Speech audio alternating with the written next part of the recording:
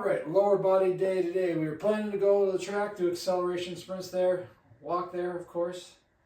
Get there. I got there a little late, so I got there probably like 6:04, 6:05. I was supposed to open at 6, and it was not open. The automatic lock scanner thing was off. Again, so just college kids just not doing their job.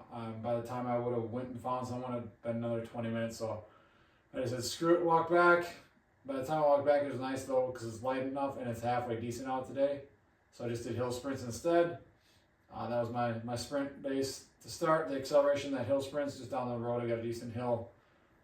It's a good, decent incline for sprinting and trying to actually go fast. That hills kind of take place of the resisted sprints.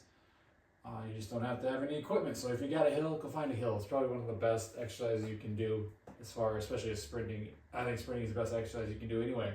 But hill sprints are great, especially if you're just starting out, building back into it, because you're not going to be able to go full speed because of that incline. So, and then you're working on just driving back as well, because if you catch out front, you're not going to be able to go really anywhere, at least go anywhere fast. So we did hill sprints, and now we're back here. We're going to get into our jumps. We're going to do the kneel to broad jump, band resisted, and then we'll go upstairs. We'll hit our dumbbell vertical jumps, try and test those out. We're going to start with 30s. If we can get above what we got last week with the 30s, which was, I think, PR is like almost 18. So my goal is to get 18 this week. If we do that, we'll up to 35s or 30, yeah, probably 35s, and see what we can get there. We'll also be doing unweighted seated jumps, seated verticals. So sitting out, usually if you got a box or something, you can jump off that. I'm using my spare bed, which works for me just because the ceilings are higher up there, and there's. I'm eventually going to be getting out in the garage here soon once I get that cleaned out, get outside again. It's starting to get springy. I think spring's about here. But we're also going to do our workup sets, or our warm up sets for I almost said deadlift and bench. Squats. So we're sticking with squats.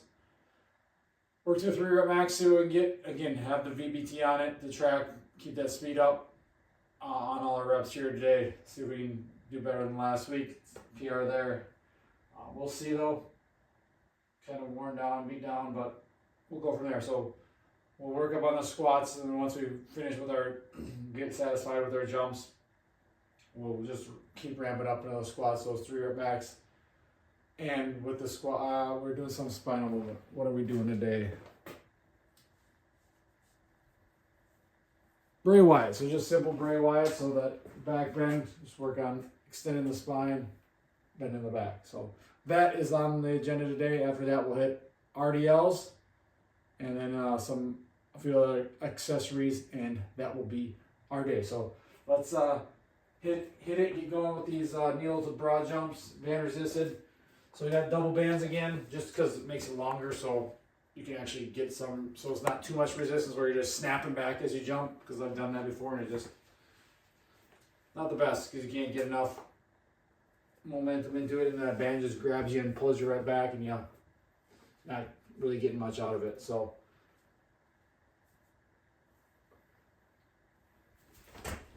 I had high schoolers doing, basketball players too, varsity basketball players, good varsity basketball players, so solid athletes, trying to do just kneeling.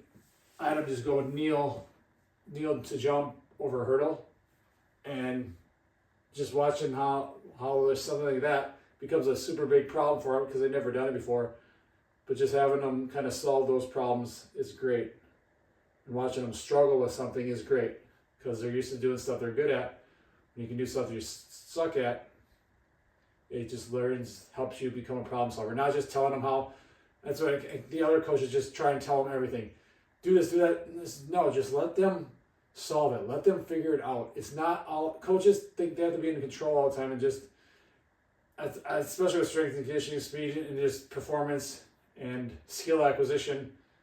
Stop telling them, giving them the answers. Let them figure it out. They're gonna figure it out. There's no one way to do things, and I think coaches just think they have to tell everyone the answers all the time and tell them how, and then it usually just ends up screwing them up more. Whereas if we just give them the problem, kneel to jump over hurdle, that's the problem.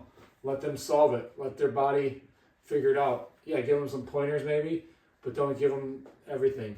Let them figure it out. They're going to learn better that way. You'll learn better that way if you give yourself problems.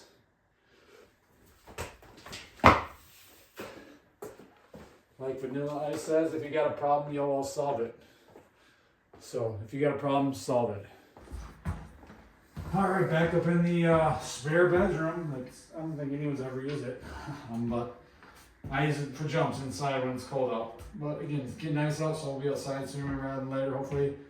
So just dumbbell vertical jumps, drop down, jump up. Got 30s again, see what we can get. Try and set a new PR with these, and we'll do our seated vertical jumps as well.